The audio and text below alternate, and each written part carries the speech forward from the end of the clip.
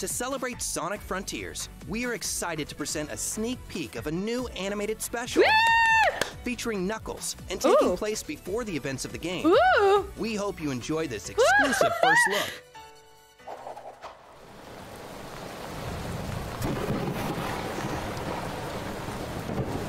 Angel Island.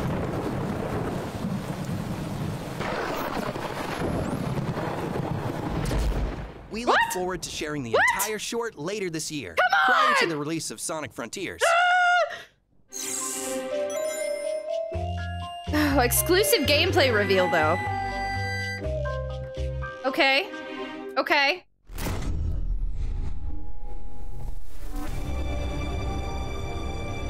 Moves into dramatic music, these closed captions. Oh, wow.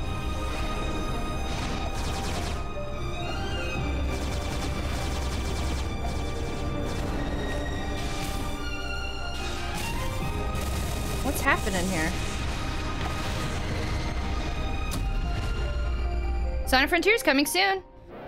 Still 2022. Hey, Sonic fans, want to see more of Sonic Frontiers? Yes. Then be sure to visit IGN.com right now. Right now? All June long, because Sonic Frontiers is the IGN first cover story. What do you mean right now? You can watch the world exclusive gameplay reveal right now. Right now? As well as the first ever hands-on preview, with more coming later in the month, including interviews with the Sonic Frontiers development team and more.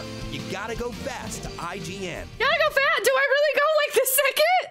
Okay, apparently IGN uploaded during the Sonic Central video, this Sonic Frontiers preview, the first hands-on impressions. So we're just gonna put it all in one video. Let's see what's going on.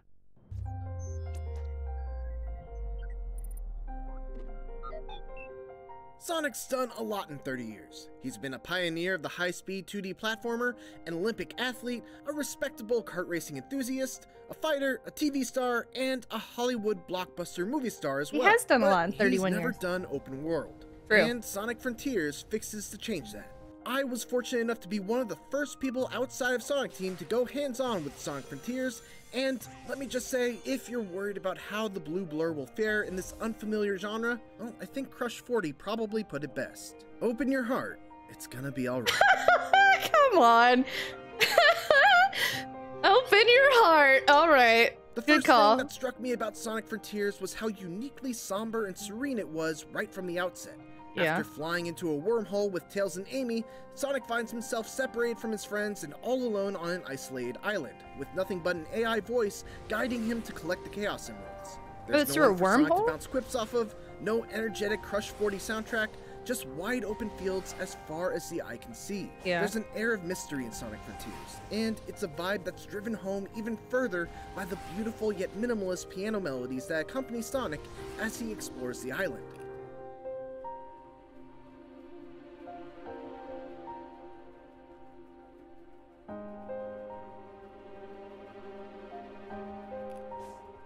All of this is a very intentional choice.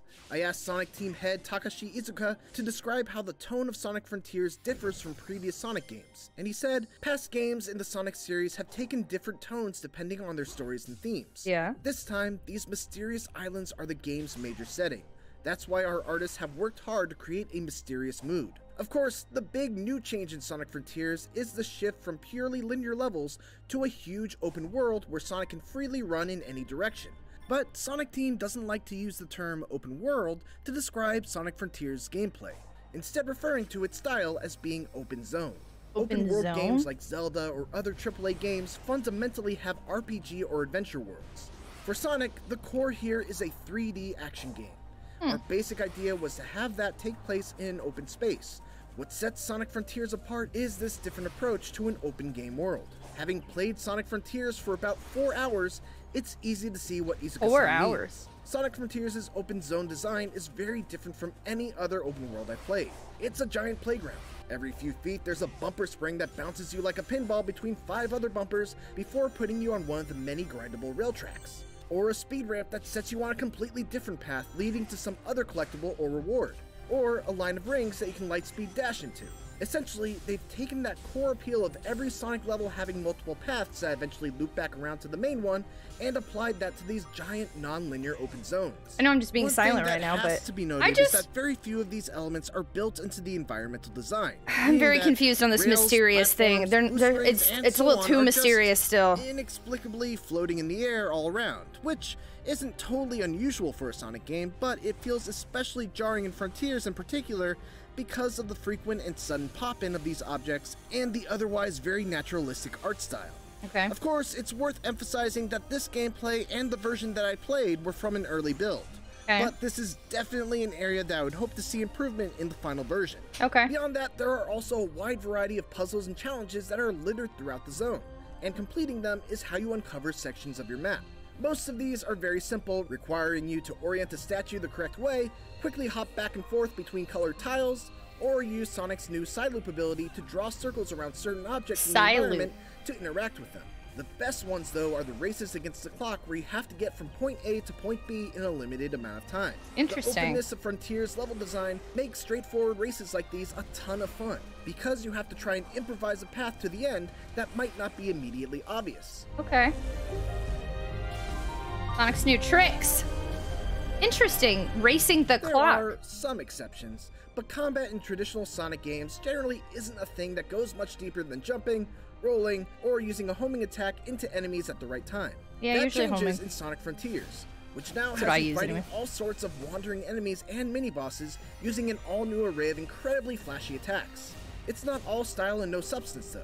Sonic is able to quickly dodge using the bumper buttons on the gamepad, and by pressing them together, he can even parry attacks with the right timing. I can't get over how much it's like Shadow's gameplay though in Sonic 06. Like you jump up and then stuck to his enemy, allowing for they brought that back. Strikes. One of the things I really appreciate about the combat from what I played is that there are usually multiple ways to deal with specific enemies. Like, take for example this guy, who has an impenetrable shell that he can expand into spinning blades and throw at you. One way to deal with him is just to carefully time your homing attacks so you don't get hit by the blades. But if you do that, the window to damage him is small.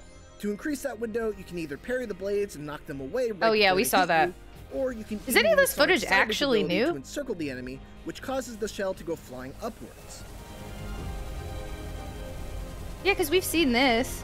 Defeating these enemies will reward you with EXP that you can use to purchase new skills from a skill tree, which gives Sonic Frontiers a really nice feeling of power progression, even in just the relatively short amount of time like you do in Sonic 06. Some of the later skills that you can get are just unbelievably cool, and it's super satisfying to see is this their new attempt at a Sonic 06? I can't tell. Just spins, jumps, and bumps. In addition to these smaller enemies, there are also a handful of enormous world bosses that I had to contend with. These are near Shadow of the Colossus-esque in their scale, with one in particular against a beast named Asura, requiring Sonic to bait the Titan to slam the ground and then boost up its arm in order to reach the weak spots on its head.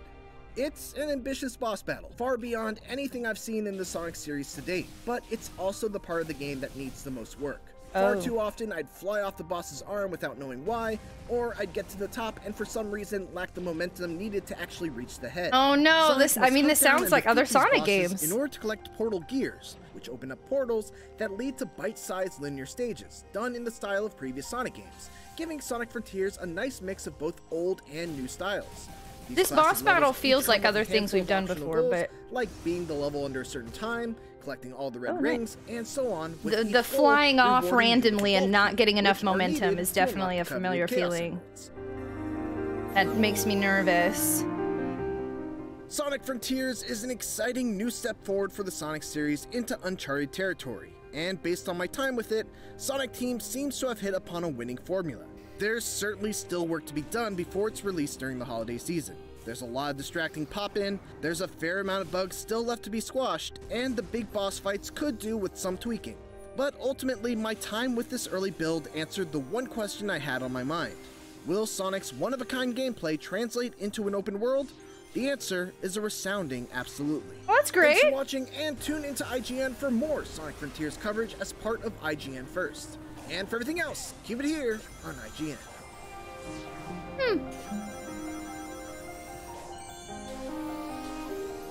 It sounds like what we're all thinking. They can do this. They just have to take the time to do it and clean up all the bugs and make it happen. But I'm looking forward to more. Thank y'all so much for watching this amalgamation video. I'm excited. Have a good one.